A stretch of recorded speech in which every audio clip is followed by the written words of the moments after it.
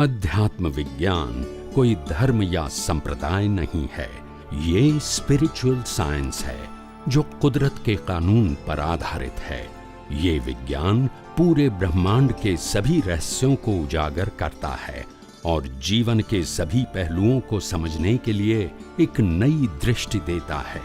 इसी को art of vision कहते हैं, दुनिया को देखने की एक नई दृष्टि, जो अध्यात्म विज्ञानी परम पूज्य स्वामी श्री कमलेशानंद जी के निर्देशन में सनातन सत्य का अनुसंधान कर हमारे जीवन को प्रकाशित करे। जय सच्चिदानंद। सबसे बड़ी बात यह है कि जिस प्रकार से आने का इंतजार होता है, ऐसे जाने का भी संजोग इसके साथ जुड़ा हुआ होता है और आना जाना ये तो कुदरत का क्रम है। मगर हमारी जो आत्मा की अनुभूति की जो खोज है, वो जहां तक अनुभव नहीं हो गए वहां तक खत्म होनी नहीं चाहिए। हमको मार्ग तो मिला है और मार्ग पे आगे भी चल रहे हैं। कभी ऐसा मत सोचना कि कितना समय लगेगा, ये सोचने की जरूरत नहीं है। और कितना अंतर बाकी है, ये भी ध्यान रखने की जरूरत नहीं है। हम सबको व्यवहार जीवन में तो मालूम है, व्यवहार जीवन में, कि अगर हम अहमदाबाद से बंबई कार लेके जाते हैं तो अहमदाबाद से निकलेंगे कार लेके और 50 माइल ड्राइव करेंगे तो भी मुंबई दिखेगा। इसके बाद 100 किलोमीटर जाएंगे तो भी दिखेगा। मतलब ये नहीं है कि हम गलत रास्ते पर और चलते रहेंगे। ये इम्पोर्टेंट है, कब आएगा वो इम्पोर्टेंट, सही मार्ग होना चाहिए और सही मार्ग पे चलते रहोगे तो एक दिन ऐसा होगा। कब होगा वो जानने की जरूरत नहीं, रास्ता सही होना चाहिए और चलते रहना चाहिए बस। तो ये कुदरती प्रक्रिया है। मगर कई सारे चमत्कारिक लोग कहते हैं हमको थोड़ा थोड़ा आत्मा का अनुभव हो गया, 5-10% हो गया, ऐसा लोग बोलते हैं क्योंकि बिना सोचे समझे बोलेंगे तो बोलने में कोई तकलीफ नहीं है। आपने तो बोल दिया, मगर लाखों लोग मिसगाइड होते हैं, उसका क्या है? आप समझे, आप अहमदाबाद से बंबई 400-500 किलोमीटर का अंतर है। 400 आएगा तो भी बंबई नहीं दिखेगा, 450 होगा तो भी नहीं दिखेगा और 475 जाएंगे तो भी नहीं दिखेगा। और तुम कहते मेरे को थोड़ा थोड़ा देखा, ऐसा होता है मगर बोलने वाले बोलते हैं। मैंने साफ कह दिया, आत्मा की अनुभूति लास्ट बर्थ में ही होगी, मगर आत्मा की तरफ का जो निश्चय है वो दिन ब दिन पक्का होता जाएगा। जितनी वैल्यू हम रिलेटिव सत्य की 0 करेंगे, इतना आत्मा तरफ का निश्चय क्या होगा, पक्का होगा। समझ में आया? कोई चमत्कार नहीं होता है। अगले अवतार में, अगले मनुष्य भाव में तीर्थंकर भगवंतों को भी जहां तक अज्ञान था तो कर्म भी बनाए और लास्ट अगले मनुष्य भाव में ऐसा कर्म बना के नरक गति में भी जाना पड़ा और नरक गति में से सीधे मनुष्य भाव में आके मोक्ष में चले जाते हैं। तो गलती ही है।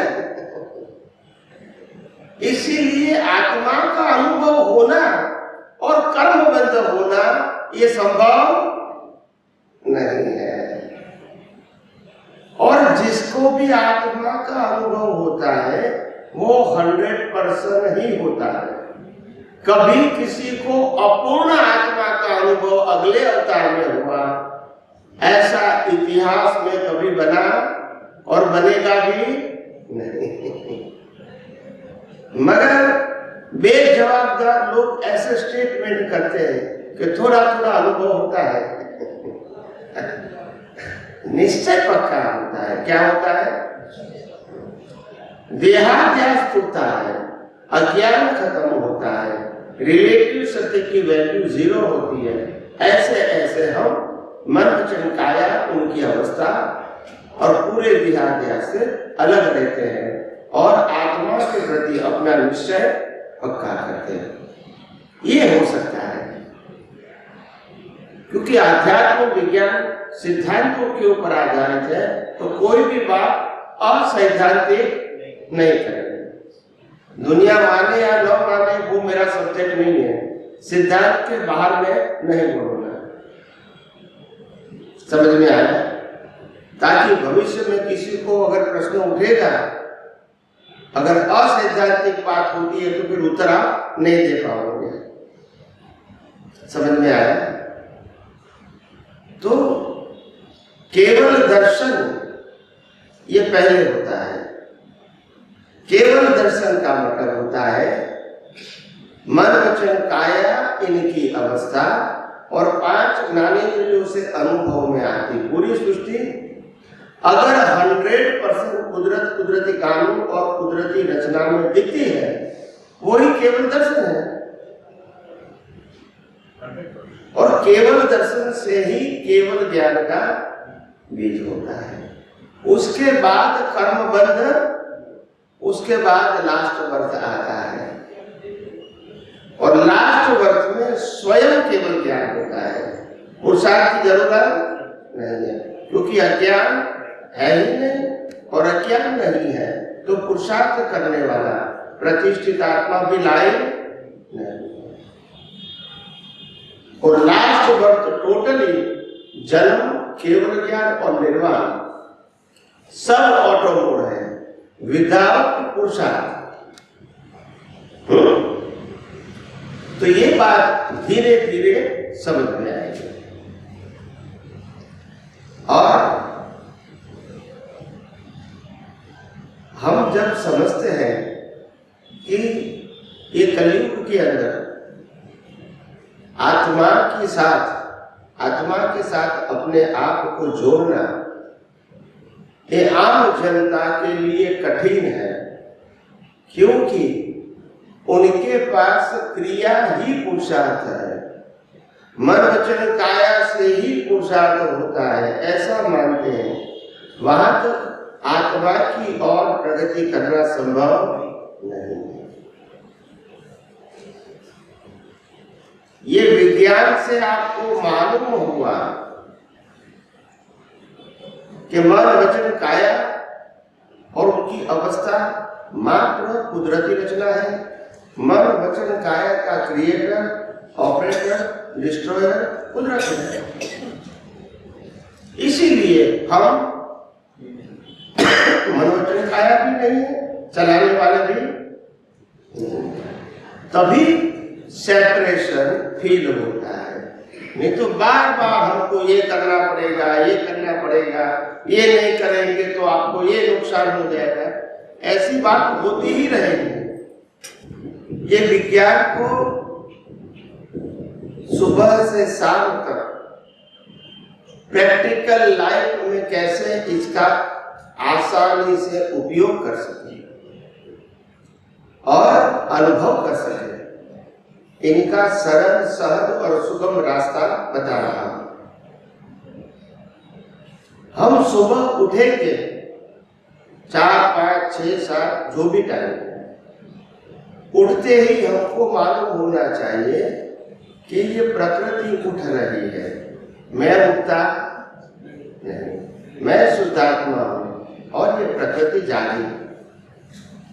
उठने के बाद जो दिनचर्या शुरू होती है वो प्रकृति करती है और मैं शुद्धात्मा हूं।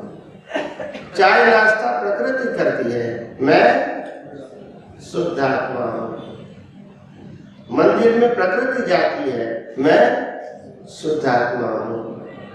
दोपहर को खाना प्रकृति खाती है, मैं शुद्ध आत्मा हूं। जॉब और बिजनेस में प्रकृति जाती है, मैं शुद्ध आत्मा हूं। ये जागृति रखनी है। यहाँ कुछ बोलने की बात या क्रिया करने की बात नहीं है। मैंने कहा spiritual science is a awareness and it is a art of vision. ये दृष्टि की बात है। यहाँ आपको क्रिया के रूप में क्या करना है वो सब्जेक्ट नहीं आएगा, दृष्टि के रूप में क्या करना है वही आएगा। समझ में आया? इसलिए क्रिया के रूप में कुछ नहीं आएगा।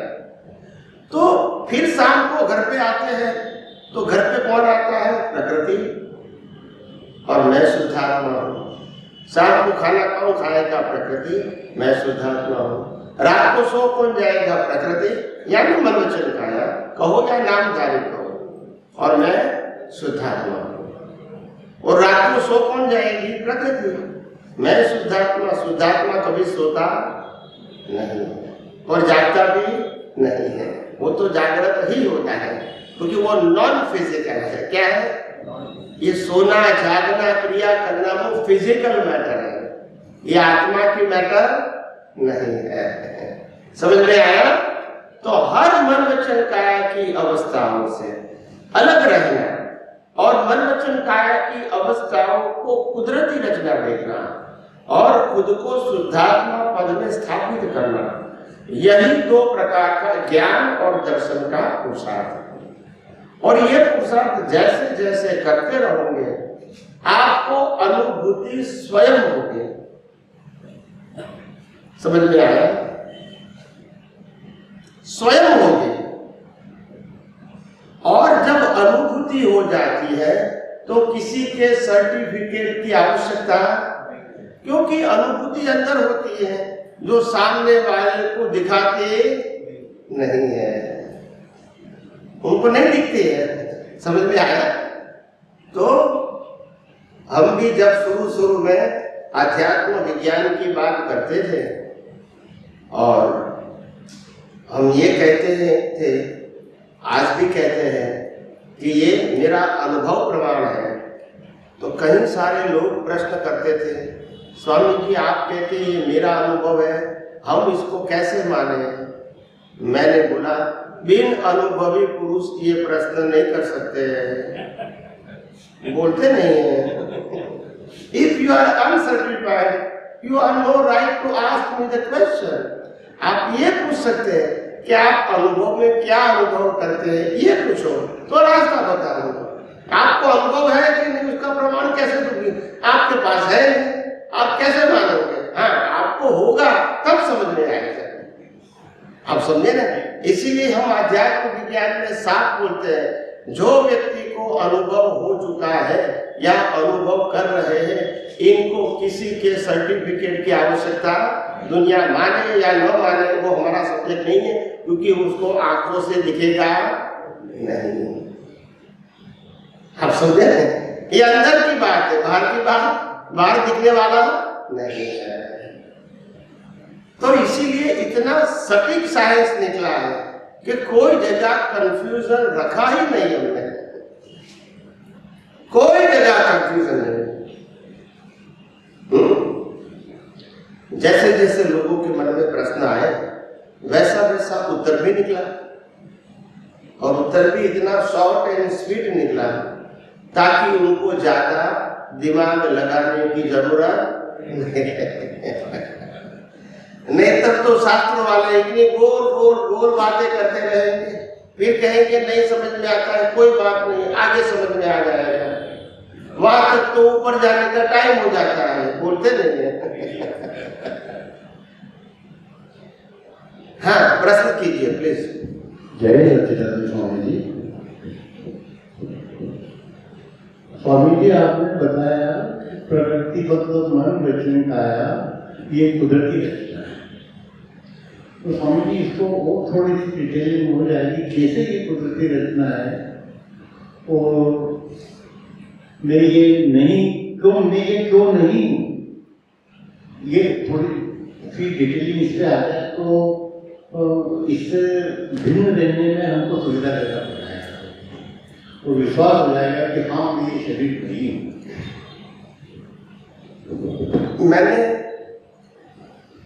पहले ही दिन पहले सेशन में डिटेल में बताया था कि ये शरीर की डिजाइन इंटरनल कुदरत ने बनाई है, हमारे सबकी एक ही है। या सुनो, दुनिया का कोई भी डॉक्टर कोई भी व्यक्ति को रिपेयर कर सकता है because of the system is same. Same क्यों है? इंसान ने बनाई है कुदरत ने? कुदरत ने। तो पहले डिजाइन कुदरत ने बनाई, फिर ये फिजिकल बॉडी जो पंच महाभूतों का बना है, पृथ्वी जल वायु अग्नि आकाश, ये पंच महाभूत भी किसका है? तो डिजाइन भी कुदरत की, शरीर भी कुदरत का। इसके आगे जाएंगे तो ये शरीर को 80 से 100 साल तक जिंदा रखने के लिए बॉडी को मिनिमम क्या चाहिए? हवा पानी खुराक, वो भी कौन देगा? वो भी कुदरत देगा। इसके आगे जाइए तो अभी हवा पानी खुराक तो हमने लिया, मगर इसको डाइजेस्ट करके ब्लड में कन्वर्ट करना और पूरी बॉडी में 24 आवर्स फैलाना, ये काम भी कौन करेगा? बोलिए। नहीं तो ये शरीर में हम कहाँ है, हमारा रोल कहाँ है, वो बताइए। ये शरीर में हम कहाँ है? ये सब तो कुदरत करती है, डिजाइन भी कुदरत की, पंच महाभूतों का शरीर कुदरत का। आप समझे? जिंदा रखने के लिए हवा पानी खुराक कुदरत का, उसका ब्लड बना के पूरी बॉडी में फैलाने का काम कुदरत का। तो हम और हमारा क्या है? बोलिए, है कुछ? इसके आगे जब शरीर का जन्म होता है तो माँ बाप भी सिलेक्ट नहीं करने का, भाई बहन भी सिलेक्ट नहीं करने का। या सुन लो, इसके अलावा जीवन में सुख दुख के संयोग आते हैं, वो भी हम बनाते नहीं है, हम सिलेक्ट नहीं करते हैं। हम तो विक्टिम्स हैं, सफर करते हैं। हम क्रिएट, ये भी कुदरत करते हैं, और लास्ट में श्वास बंद भी। तो ये शरीर के ऊपर हम और हमारा रोल कहाँ है, वो बताइए। नहीं बताना तो पड़ेगा ना कि शरीर में आप कहाँ है और आपका रोल कहाँ है, वो बताइए, है ना? मैंने जो फिजिकल बॉडी की बात किया उसमें लाइव ईगो नहीं आता है। मैंने 3 बातें बताई थी, मन वचन काया, प्रतिष्ठित आत्मा और मूल आत्मा। तो मैंने अभी एक ही सेक्शन की बात किया है, मन वचन काया की, इसमें लाइव ईगो नहीं आता है। तो मैंने पहले इसकी बात किया, जन्म से मौत तक मन वचन काया को बिगिनिंग, प्रोसेस एंड एंड, इसमें हम और हमारा कंट्रोल कहाँ है? बस ये अपनी दृष्टि के ऊपर आधारित है। आप फाइलों का संभाव से निपटारा करने का मीनिंग क्या करते हैं? इट इज सब्जेक्ट टू मन वचन काया और it is subject to your vision. अगर आप मन वचन काया से संभाव रखना चाहते हैं तो वो रिलेटिव सत्य है, वो पॉसिबल नहीं है क्योंकि हमारे हाथ में नहीं। अगर आप संभाव को दृष्टि की बात करते हैं तो करेक्ट है, तो सनातन सत्य है। हम अपनी दृष्टि में संभाव रख सकते हैं क्योंकि अवस्था को कुदरती रचना देखते हैं। तो दृष्टि में संभाव रखेंगे, ये हमारे पास फ्रीडम है। मन वचन काया से क्या करना, वो फ्रीडम हमारे पास नहीं है। तो जहां नहीं है वहां पुरुषार्थ कहोगे तो वही भ्रांति है। मगर हम अगर मन वचन काया को कुदरती रचना देखते हैं, वही तो संभाव है। संभाव से निपटारा करना है, कोई प्रोसेस नहीं करना है।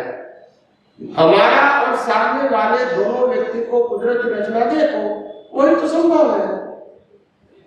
तो आपने हमको बताया तब ऐसी दृष्टि आई। नहीं तो उस सूत्र पे, उस आज्ञा में तो यही है कि मान लो कि जैसे ये रिलेटिव में कहा गया है तो संभव से निकाल करो भाई फाइलों का, तो वो रिलेटिव ही उसमें पकड़ना आता है। ये तो आपने उसको फिर साइंटिफिक रीजन से समझाया कि अगर अपन अपने रीजन से, ज्ञान दर्शन से उसको कुदरती रचना देखते हैं बस वही संभव। संभव, लेकिन ये आप ने इसको ब्रॉड किया समझिए। अदरवाइज वहां पर तो हमको यही समझाया गया कि संभव से निकाल करो, वो तो वही रहेगा ना, क्या करेंगे, जो समझा है वही तो समझाया है, ये समझिए। तो इसमें वो भी क्या करेंगे। तो मेरे को बड़ा कंफ्यूजन था, मुझे इसको रिलेटिव में बता रहे, जबकि बात अपन साइंस की करते हैं। तो पूर्व में मैं आपसे ये समझ चुका हूँ, मैंने करा था क्वेश्चन आपसे इस बार। आपको तो अभी भी समझ में आया, मगर कई सारे लोगों को अभी भी समझ में नहीं आता है, ये भी ट्रेजेडी है। जी जी मेरे तो जैसे ही आपसे तब हम करें क्या। जी स्वामी, राम कृष्ण जब थे, उपस्थित थे, जीवित थे, तब भी राम कृष्ण को समझने वाले लोग 50 भी नहीं है।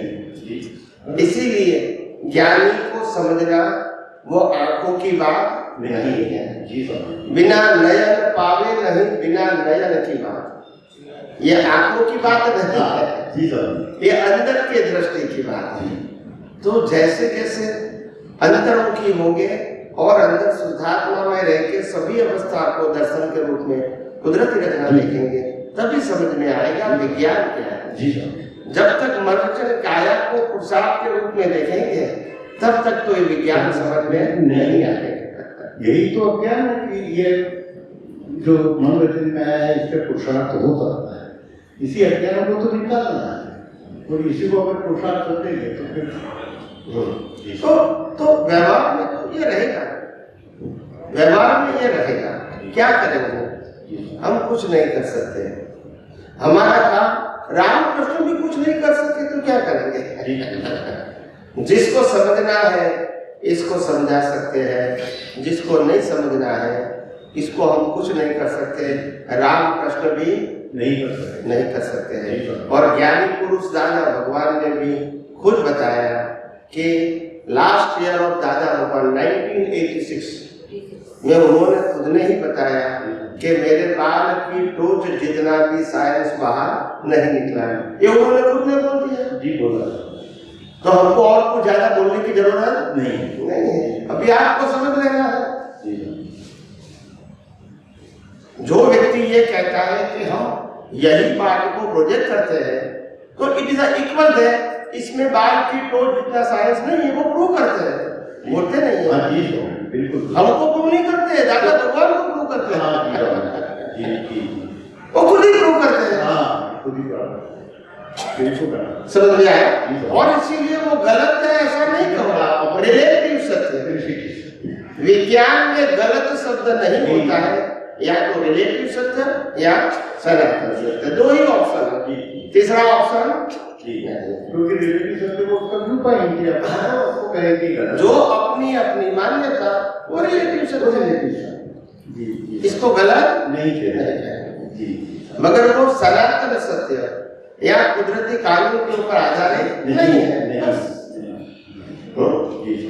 कितनी क्लियर बात कहा विज्ञान ने। जी बिल्कुल, कंफ्यूजन ही नहीं है। कंफ्यूजन ही नहीं है, बिल्कुल हृदय पर आ जाती है वो चीज, क्योंकि वो सत्य है, अटल सत्य है, सनातन सत्य है। तो उसको फिर समझाने की जरूरत है, सिर्फ बताने की जरूरत है। जब भगवान महावीर जब विचरते थे, उस समय उसके गणधर भी उनके साथ विचरते थे। और भगवान तो विचरते समय बोलते नहीं है, सिर्फ समोवसर में ही बोलेंगे। तो गणधर तो बीच में बोलते हैं, ये उनका रोल है। सबका अपना अलग अलग रोल है। उस समय, उस जमाने के अंदर पार्श्वनाथ भगवान तो थोड़े समय पहले ही हो चुके थे। महावीर और पार्श्वनाथ के बीच ज्यादा अंतर नहीं है। तो उस समय महावीर के शिष्य भी, पार्श्वनाथ के शिष्य भी वहां विचर रहे थे। तो एक बार दोनों का मिलन हुआ। संयोग वसा तो एक दूसरे बात करते हैं कि हमारे तीर्थंकर भगवान पार्श्वनाथ ने ये बताया है और तुम्हारे तीर्थंकर भगवान महावीर ये बताते हैं, तो इतना तीर्थंकरों की भाषा में अंतर क्यों? क्योंकि पार्श्वनाथ भगवान 4 महाव्रत की बात करते थे। कितनी करते थे? सत्य, अहिंसा, अचौर्य और अपरिग्रह। और भगवान महावीर ने 5 महाव्रत बताए, ब्रह्मचर्य, और दादा भगवान ने 6ठा ऐड किया, रात्रि भोजन त्याग। ये सब बातें मालूम होना चाहिए कि उसकी उत्पत्ति कहाँ हुई। बोलते नहीं है, रोज बोलते रहेंगे पोपट की तरह 6 महाव्रत। कोई कहीं पूछे तो कौन सा, तो वो तो नहीं मालूम। पोपटिया ज्ञान, पोपटिया ज्ञान समझ में आता है। पोपट के वो मालूम नहीं कि राम को मरचा का नाम है या जाफर का नाम है, मगर बोलते हैं राम राम। ऐसे यहाँ भी मालूम नहीं है। तो हर बातों को मालूम होना चाहिए। इसको कहते हैं अवेयर पर्सन। मैकेनिकल बोलना वो जागृत व्यक्तियों का काम नहीं है। जागृत व्यक्ति तब बोलेगी जब इसको समझ में आएगा। बिना समझे वो बोलेंगे, सुनेंगे जरूर मगर बोलेंगे नहीं। बोलना वो रिस्पॉन्सिबिलिटी है। समझ में आया? लोग आपके पास प्रमाण मांगेंगे। तीर्थंकर भगवान जब महाव्रत की बात करते हैं तो काल के हिसाब से करते हैं। ये कोई सनातन सत्य नहीं है। और आध्यात्म विज्ञान ने पहली बार बताया 5 महाव्रत सनातन सत्य नहीं है, रिलेटिव सत्य है। इतिहास में किसी ने बताया? बोलते नहीं है। सबने बताया कि 5 महाव्रत से ही मुक्ति होगी, बोलते नहीं है। आध्यात्म विज्ञान ने साफ बता दिया 5 महाव्रत रिलेटिव सत्य है, सनातन सत्य नहीं है। ये प्रकृति की बात है, प्रकृति को फॉलो करना है और प्रकृति का कंट्रोलर हम नहीं। तो ये हमारा सब्जेक्ट नहीं है, प्रकृति का हो सकता है, हम इसको मना नहीं करते हैं। मगर हम प्रकृति नहीं है तो हमारा सब्जेक्ट तो कम से कम नहीं है। और हमको अनुभव करना है आत्मा का, प्रकृति का नहीं। मगर ये विज्ञान ने बताया, आध्यात्म विज्ञान ने, उसे पहले कभी सुना नहीं। हर बातों में अध्यात्म विज्ञान बीच में आएगा। शब्द पुराने होंगे, दृष्टि आज की होगी। शब्द पुराने होंगे, दृष्टि, और प्रश्न दृष्टि की कीमत है। जैसी दृष्टि वैसी शब्दों की कीमत नहीं। जो गीता के ज्ञान से अर्जुन को दृष्टि प्राप्त हुई और मोक्ष में भी गए, वो आज गीता पढ़ने वाले और पढ़ाने वाले, समझ में आया? जो लोग गीता को बोलते हैं, समझाते हैं और समझने वाले, दोनों में से किसी के पास साइंटिफिक विजन नहीं, और इसीलिए बोलने वाला समझने वाला दोनों यहाँ है। कोई कृष्ण बनता नहीं, बोलते नहीं है, शब्द तो वही के वही। अभी तुम शब्दों से कंपैरिजन करोगे, गीता में तो ये कहा है, बोलते नहीं है। How it is possible without vision you explain the science? It is only words. ये तो क्या है? शब्द है, विजन नहीं है।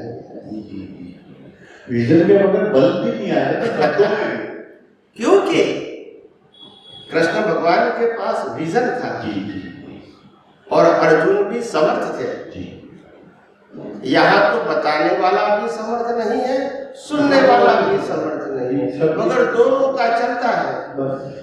शब्दों की हेराफेरी करते क्या करेंगे? तो ये सब रिलेटिव सत्य है। क्या है? बिना साइंटिफिक विजन जो कुछ भी समझते हैं वो सब रिलेटिव सत्य है। तो अभी ये जो 4 महाव्रत बताए गए या 5 महाव्रत, आपने स्पिरिचुअल साइंस में इसके ऊपर कोई वजन नहीं दिया था स्वामी जी कभी? जरूर भी कहा है। जी स्वामी। जब मैंने बता दिया जन्म से मौत तक मन वचन काया उनकी अवस्था मात्र कुदरती रचना है और महाव्रत का सब्जेक्ट प्रकृति का है, तो मैं क्यों हाईलाइट करूं? तो स्वामी जी आज के टाइम में अभी भी जैन संप्रदाय में इसके अलावा तो कोई बात ही नहीं है। नहीं, मगर देखो जैन धर्म जो होता है वो क्योंकि क्रमिक मार्ग है और क्रमिक मार्ग में प्रकृति को शुद्ध करके परमात्मा की ओर आगे जाने का मार्ग है, और इसीलिए महाव्रत भी आएंगे, तप भी आएंगे, अभ्यंतर तप, बाह्य तप, सब कुछ आएगा। वो तो रिलेटिव सत्य की बात करेंगे, प्रकृति को शुद्ध करके परमात्मा की अनुभूति की ओर आगे बढ़ना, ये बताता है क्रमिक मार्ग में। आध्यात्म मार्ग में बताते हैं कि आपको प्रकृति से मुक्त रहना, उससे बड़ा कोई पुरुषार्थ नहीं है। फिर सब्जेक्ट कहाँ आएगा? पूरा सब्जेक्ट ही उड़ गया। बात ये, तो आपका सेंटर पॉइंट क्या है वो इम्पोर्टेंट है। आपका सेंटर पॉइंट अगर प्रकृति को सुधारना है तो वो क्रमिक मार्ग है और वो रिलेटिव से। आपका सब्जेक्ट प्रकृति से मुक्त रहना है तो वो अध्यात्म है और वो मुक्ति का मार्ग है। तो दोनों सब्जेक्ट अलग है और दोनों अपनी जगह पे सही है। दोनों को मिक्स करने की जरूरत नहीं तो फिर कंफ्यूजन होगा, नहीं तो कंफ्यूजन। वो रिलेटिव सत्य अपनी जगह पे करेक्ट है, वो मानते भी है और फॉलो भी करना चाहते हैं, बस। तो वो गलत है ऐसा हम नहीं बस बस बस। तो यही रहेगा। ये तो आप सबका सद्भाग्य है कि ये विज्ञान आपको मिल गया। जी बिल्कुल। नहीं तो आज आप भी वही करते हैं, आपके पास और कोई रास्ता नहीं, यही चलता रहेगा, चलता आया था। तो इसीलिए ये कोई नई बात नहीं है। और कुदरत ने भी ये विज्ञान पूरा खुला किया, ये कुदरत की देन है। आप समझे ना, हम तो जो खुला हुआ वो बता रहे हैं, आप समझे ना, मगर ये जो खुला हुआ है ये कुदरत का है, हमारा नहीं। मैं जितनी भी बात करता हूँ कुदरत के कानून की, ये कानून मेरा नहीं, ये कुदरत का था है और रहेगा। मगर कुदरत ने ये कानून को समझने की दृष्टि दिया है जो मैं आप सबको शेयर कर रहा हूँ। आप समझे ना, कानून मेरा नहीं है, कानून को समझने की, अनुभव करने की दृष्टि मेरी है जो मैं बता रहा हूँ, और आपको वही दृष्टि से वही कानून को अनुभव करना है। मेरे मन वचन काया को अनुभव नहीं करना है। समझ में आया? तो यहाँ सब बातें क्लियर है, कोई कंफ्यूजन नहीं। अनुभव होने से स्वामी जी आपके अनुभव में शब्द भी आपके मौलिक है, तो मौलिक ही हो गए। वो शब्द तो शास्त्र से, शास्त्रों शब्द नहीं है। शास्त्रों में कैसे लेकेंगे कि तीर्थंकर भगवान नहीं होते, तीर्थंकर शरीर को लगता है? शास्त्रों में बताएंगे? नहीं बताएंगे तो फिर वो पूजा पाठ नहीं करेंगे तो क्या करेंगे? तो ऐसा तो रहे। रिलेटिव सत्य क्या बोलते हैं, इसी को बोलते हैं। स्वामी जी अक्सर सुनने में आता है ज्ञान सूक्ष्म होता है, इसके ऊपर थोड़ा बताइए। ज्ञान सूक्ष्म होता है, ज्ञान गहन होता है। आध्यात्म मार्ग गहन है। आध्यात्म मार्ग आम आदमियों को समझ में नहीं आता है। ऐसा हमने शब्द धर्माचार्यों के माध्यम से सुना है, क्योंकि जिसके पास अनुभव ज्ञान का आध्यात्म विज्ञान की दृष्टि है ही नहीं, वो और क्या उत्तर देंगे? बोलते नहीं है। वो तो यही बताएंगे गहन है, तुमको समझ में नहीं आएगा, अभी जो तुम करते हो वो करते रहो, आगे आगे सब कुछ हो जाएगा। मगर ये थोड़ी कहेंगे कि मेरे पास ही नहीं है, वो तो नहीं कहेंगे, वो तो पोल खुल जाएगी उसके, ऐसा तो नहीं कहेंगे ना। समझ में आया? मगर जब हमने विज्ञान समझाया तो आपको लगा कि ये गहन है, ये डिफिकल्ट है, ये इम्पॉसिबल है। जब समझाने वाला समर्थ होता है तो सब कुछ सरल हो जाता है। जब समझाने वाला असमर्थ है तो सब कुछ डिफिकल्ट हो जाता है। समझ में आता है? क्या करें जब उनको खुद को ही मालूम नहीं है तो आपको कैसे बताएंगे? इसीलिए जैसी जिनकी पात्रता है वही कहेंगे और उस प्रकार से सामने वाला भी वही समझेगा, उसमें क्या करेंगे? ये तो चलता ही रहेगा, आप समझे? और भारतवर्ष के इतिहास के अंदर पहली बार ऐसा हुआ है कि एक सामान्य व्यक्ति दुनिया के सामने अपने अनुभव को अपने सामर्थ्य के साथ और आत्मविश्वास के साथ पेश करता है दुनिया के इतने सारे धर्मों के सामने। आप समझे ना? तो ये कोई साधारण बात नहीं है।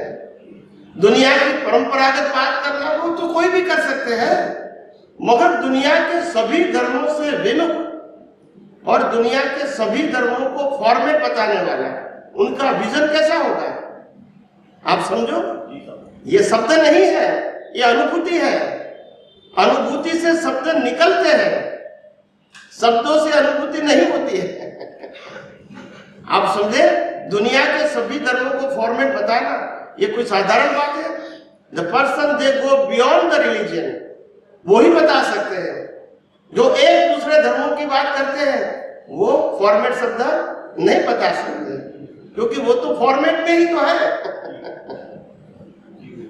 समझ में आया? तो ये कोई साधारण बात नहीं है।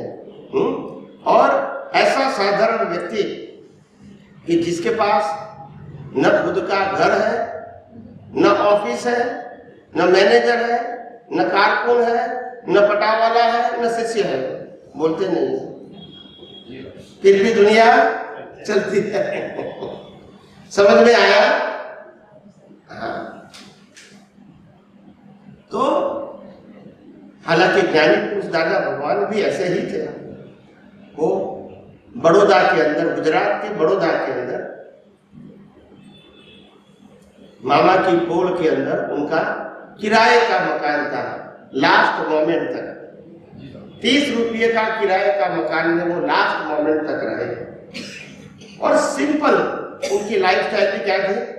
काफी सिंपल, कोई दिखावा नहीं। समझ में आया? एक दिखने में साधारण व्यक्ति के अंदर असाधारण ज्ञान था। समझ में आया? और पूरे विश्व के अंदर पहली बार उन्होंने धर्म को विज्ञान शब्द से नवाजा।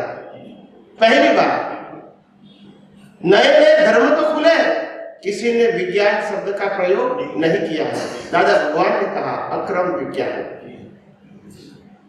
आप समझे?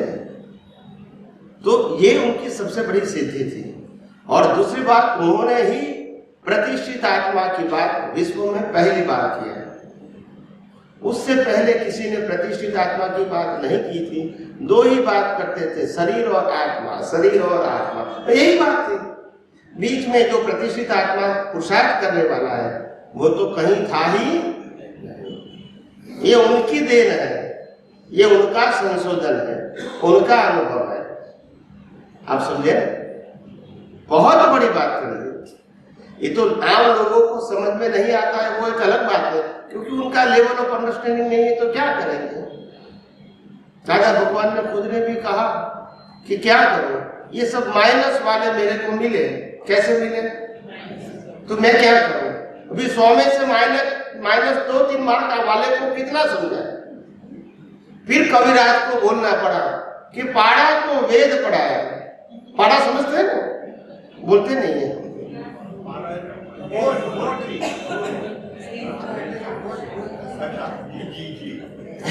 तो उसको वेद पढ़ाया, फिर क्या समझेगा वो? मगर क्या करेंगे? जाए तो जाए कहाँ? जो आएगा उसी को तो समझाएंगे। आप समझे कि नहीं? तो फिर ये क्या करेंगे? ये भी समझते थे, मगर करे तो करे क्या? उन्होंने लास्ट 5 साल बहुत प्रयास किया, 82 से 87, कि मेरे को साइंटिस्ट मिला दो, मैं पूरा साइंस बताना चाहता हूँ। ये उनकी इच्छा थी और व्यक्त भी बार बार करते थे, यहाँ भी और विदेशों में भी करते थे मगर संजोग नहीं बना, क्या करें? समझ में आया? तो इसीलिए ये जो आज संजोग बना है वो भी कुदरत ने दिया है, ये हमारी देन नहीं है, संजोग कुदरत ने दिया। अनुभव भी, ये पूरा विजन भी कुदरत ने खुला कर दिया है, जो आज मैं आप सबके सामने पेश करता हूं। सनातन सत्य कुदरत का होता है, व्यक्ति का नहीं हो सकता। और कुदरत ने यही देखा, प्योरिटी। क्या देखी? प्योरिटी। जो व्यक्ति प्योर होगा, सिंसियर होगा, ऑनेस्ट होगा, इसी को ये विज्ञान खुला होता है।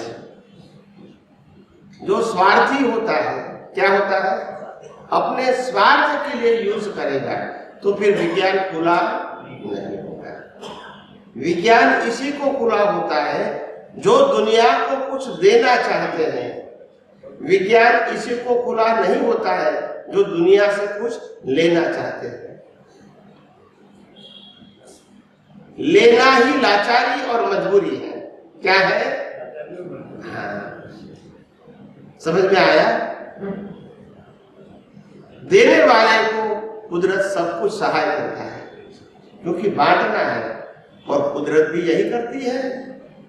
सूर्य भी प्रकाश देता है, चंद्र शीतलता देती है, नदी हमको पानी देता है, पेड़ पौधे हमको फल फूल देते हैं, धरती हमको स्थान देती है, और वनस्पति हमको प्राणवायु देते हैं। मगर सब लोग देते हैं, कुछ लेते नहीं है, बोलते नहीं है। एक इंसान ही है जो कलयुग का, वो लेने की ही बात करता है, देने की नहीं करता है। फिर क्या होगा? जो खुद भिखारी है वो क्या दे सकता है? जो खुद मांगता है, जो खुद अपेक्षा रखता है, वो क्या दे सकता है? समझ में आया कि नहीं? तो इसीलिए जो मुक्त पुरुष होते हैं वो कभी चिंतित नहीं होते हैं। उनको सब कुदरत के ऊपर भरोसा है कि जो कुछ भी होने वाला है, हो रहा है और भविष्य में होगा, वो कुदरत की सहायता से ही होगा। हम तो निमित्त मात्र है और इसका यश लेने की जरूरत नहीं है। ऐसे प्योर व्यक्ति को कुदरत हर संजोग दे देती है, क्योंकि वो कुदरत का ही हिस्सा है। जो कुदरत का रोल है, कुदरती अवस्थाओं का रोल है, वो ही रोल उनका भी है। ये सभी अवस्थाएं देती है, ऐसे ये व्यक्ति भी क्या करता है? देता है। तभी तो कुदरत पेड़ पौधे को हेल्प करती है, नहीं करती है? नदी को करती है, पहाड़ों को करती है, ऐसे ज्ञानियों को भी हेल्प करती है, क्योंकि वो भी देने का काम करते हैं, लेने का काम नहीं। प्रत्यक्ष में देख रहे हैं ना स्वामी, प्रत्यक्ष में देख रहे हैं। तो हर बातों में जब सनातन सत्य आ जाता है तो फिर कोई प्रकार का कंफ्यूजन रहता नहीं। जी अभी आपने दादा भगवान की बात कही कि 30 रुपए के किराए के मकान में रहते थे। हाँ, साधारण लोग नहीं, हमने तो देखा था, हम गए भी थे। स्वामी जी तो आपको प्रत्यक्ष देख रहे हैं स्वामी। वही तो बात है, उनको कहाँ फर्क है दादा भगवान और आपका भी तो देखते नहीं, जिनका जो है वो तो बताएंगे ना, इसमें क्या है। और आपका भी ज्ञान दर्शन को कभी होगी स्वामी जी, बहुत उच्च है। हमारा अहोभाग्य कि आपके दर्शन और आपका ज्ञान हमें मिलता है। ये हमारे पिछले जन्म की पुण्य ही है स्वामी जी, जो आज हम आपके सामने बैठे हैं। जय सच्चिदानंद। ओके, चलो हम प्रार्थना करते हैं अभी। हे अंतर्यामी परमात्मा, आप हर एक जीव के अंदर विराजमान है, वैसे मुझ में भी विराजमान है। आपका स्वरूप वो ही मेरा स्वरूप है। मेरा स्वरूप शुद्ध आत्मा है। हे शुद्ध आत्मा भगवान, मैं आपको अभेद भाव से अत्यंत भक्ति पूर्वक नमस्कार करता हूँ। अज्ञानता के वश, अजागृति के वश, मिथ्या ज्ञान मिथ्या दर्शन संबंधी दृष्टि से जो कुछ भी दोष हुए हैं और हो रहे हैं, वो सभी दोषों को आपके समक्ष जाहिर करता हूँ। उनके लिए हृदय से क्षमा याचना चाहता हूँ। हे प्रभु, मुझे क्षमा करें, क्षमा करें, क्षमा करें। और बार बार ऐसी दृष्टि संबंधी गलतियां न करूं। ऐसी आप मुझे दृष्टि प्रदान करें। हे शुद्धात्मा भगवान, आप ऐसी कृपा करें कि हम में से भेदभाव निकल जाए और अभेद स्वरूप प्राप्त हो। आप और हम अभेद भाव से तन्मयाकार रहे। जय सच्चिदानंद, जय सच्चिदानंद, जय सच्चिदानंद, जय सच्चिदानंद। जय सच्चिदानंद।